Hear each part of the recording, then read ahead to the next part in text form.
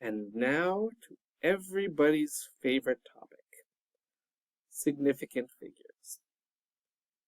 Whenever we take a measurement with a non-digital instrument, such as a graduated cylinder, a ruler, something like that, a balance, if it's an analog balance, we get numbers. You'll have this in lab, of course, but suffice it to say, the instrument determines how useful those numbers are. The instrument dictates the precision of your answer.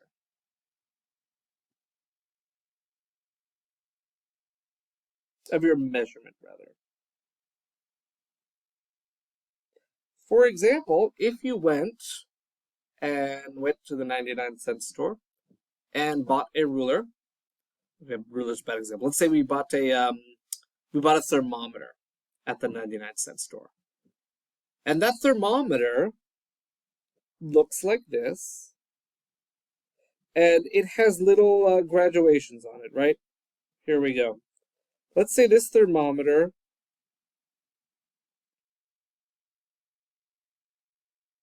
has those measurements on it, those kind of graduations. It's a pretty crappy one, to be honest. This is a pretty crappy thermometer, pretty useless. But we can use this instrument to determine what the temperature might be, but only to the extent that our instrument allows us to tell. For example, this instrument, the thermometer, has graduations of 10 degrees, meaning we can see where 10 degrees is, where 20, where 30, and 40 are. But if we have a temperature reading that is, say, right here, in our lovely thermometer, all we know for sure is that this is between 20 and 30. That's all we know for sure. But this is for sure between 20 and 30. And we'll say this is degrees Celsius. Because we see, there's 20, there's 30. Our line is in between those two. So it's between 20 and 30. How far is it in between? We don't know. We have to make a guess.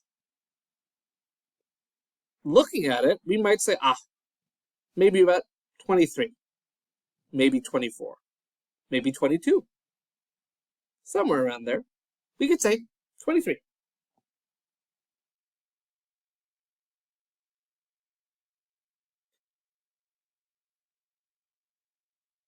Would it make sense for us to say 22.9? Not really.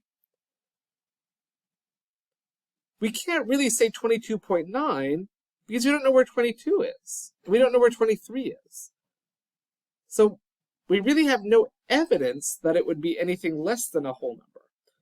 And so we always want to read an instrument to one more place than we know for sure. In this case, this instrument shows us tens. We know where the tens unit will be. We see absolutely with 100% certainty that this measurement is between 20 and 30 degrees.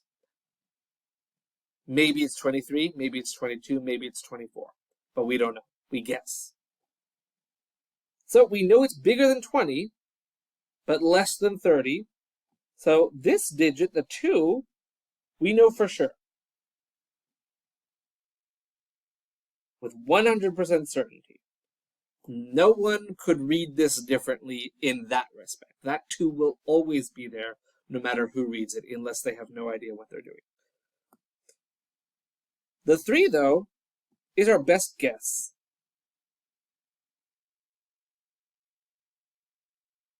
And it is uncertain. We do not know for sure that this is 23 degrees. Maybe it's 22 or 24.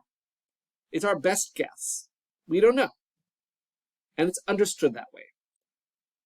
And in doing so, we are communicating in our numbers how sure we are of the measurement. So if I tell you it's 23 degrees out in the classroom or whatever, that means my measurement device can only know for sure the tens unit, and I'm guessing at the ones unit. And let's say instead I go down to Williams-Sonoma or something and buy a very fancy thermometer. And this fancy thermometer reads now, I'm going to just zoom in on this because why not? Not drawn to scale. Here's our thermometer this time. Different measurement, but we'll look at it the same way. We know for sure, apparently my number of the day is 2 and 3, but we know for sure it's between 10.2 and 10.3.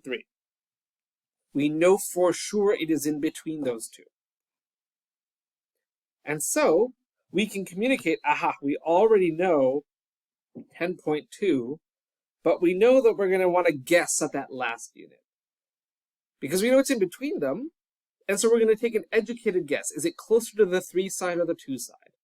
Looks to be closer to the 3. Maybe this is 10.29 or 10.28. These are both pretty reasonable measurements.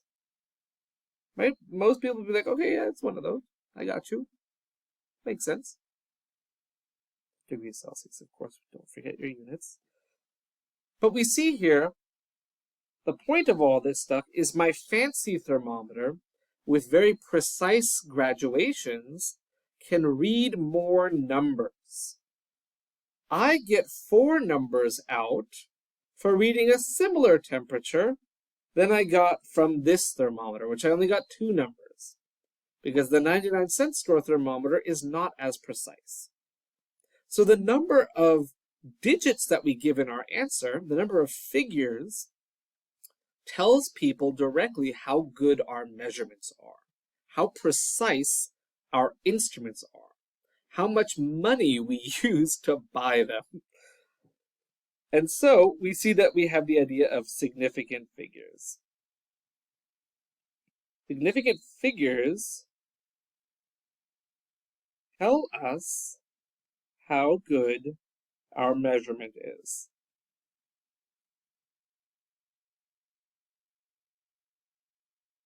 And when we look at significant figures, we're looking at the number of digits that we know for sure, along with the one uncertain digit. And there are rules. So when we look at numbers, we'll say right now, I'll tell you that those 2 measurements, the 10.29, 10.28, have 4 significant figures. There's 4 numbers there. And this 23 has 2. And so there is a different amount of certainty in our answers that is communicated with these figures.